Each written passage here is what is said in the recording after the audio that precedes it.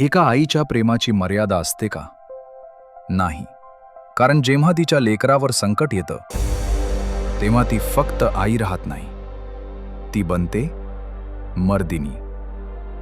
नमस्कार मित्रांनो, मराठी मॅजिकल स्टोरीजमध्ये तुमचं मनापासून स्वागत. आज आपण बोलणार आहोत नुकताच प्रदर्शित झालेल्या मर्दिनी या दमदार मराठी चित्रपटाच्या ट्रेलरबद्दल. हा ट्रेलर फक्त ॲक्शन किंवा ड्रामा दाखवत नाही, तर एका आईची ताकद, तिचा संघर्ष आणि अन्यायाविरुद्ध उभं राहण्याची जिद्द मोठ्या पडद्यावर कशी दिसणार आहे याची झलक देतो. चला तर मग या ट्रेलरमध्ये नेमकं काय खास आहे ते पाहूया. ट्रेलरची सुरुवात शांत वातावरणातून होते, पण काही क्षणातच आपल्याला जाणवतं की या कथेच्या मागे एक मोठं वादळ दडलंय.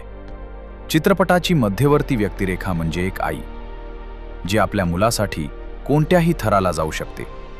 ट्रेलरमध्ये फारसं काही उघड केलं नाही, पण प्रत्येक दृश्यातून एक गोष्ट स्पष्ट होते. ही सुराची गोष्ट नाही, तर न्यायासाठी लढणाऱ्या आईची गोष्ट आहे.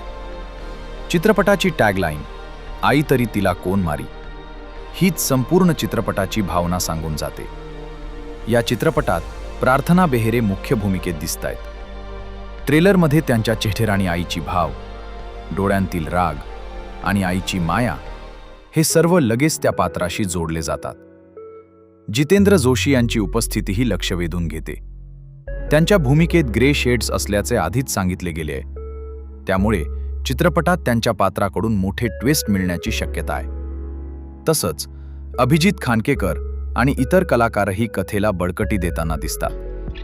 ट्रेलरचा सर्वात मोठा प्लस पॉइंट म्हणजे त्याचा सिनेमॅटिक लुक. प्रत्येक फ्रेम अतिशय काळजीपूर्वक शूट केली आहे. Dark colour tone, slow motion shots आणि भावनिक क्लोजअप्स हे सर्व मिळून ट्रेलरला मोठ्या हिंदी चित्रपटांसारखी भव्यता देतात. बॅकग्राऊंड म्युझिकही प्रसंगानुसार प्रभावी वाटतं. भावनिक दृश्यांमध्ये संगीत शांत आहे, तर ॲक्शनच्या प्रसंगात ते प्रेक्षकांच्या अंगावर शहारे आणतं. ट्रेलरमध्ये दाखवलेली प्रत्येक फ्रेम एक गोष्ट सांगते. हा फक्त कमर्शियल चित्रपट नाही, तर एक भावनिक प्रवास आहे. माझ्या मते मर्दिनी हा केवळ महिला केंद्रित चित्रपट नाही, तो प्रत्येक त्या व्यक्तीची कथा आहे जी अन्यायाविरुद्ध उभी राहते. जर चित्रपटाची कथा ट्रेलर इतकीच प्रभावी असेल, तर हा चित्रपट 2026 मधील सर्वात चर्चेत राहणाऱ्या मराठी चित्रपटांपैकी एक ठरू शकतो.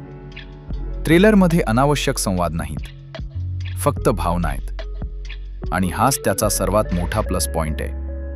जर तुम्हाला दमदार अभिनय, भावनिक कथा आणि महिला सशक्तीकरणावर आधारित चित्रपट आवडत असतील, तर मर्दिनी नक्कीच तुमच्या वॉचलिस्टमध्ये असायला हवा.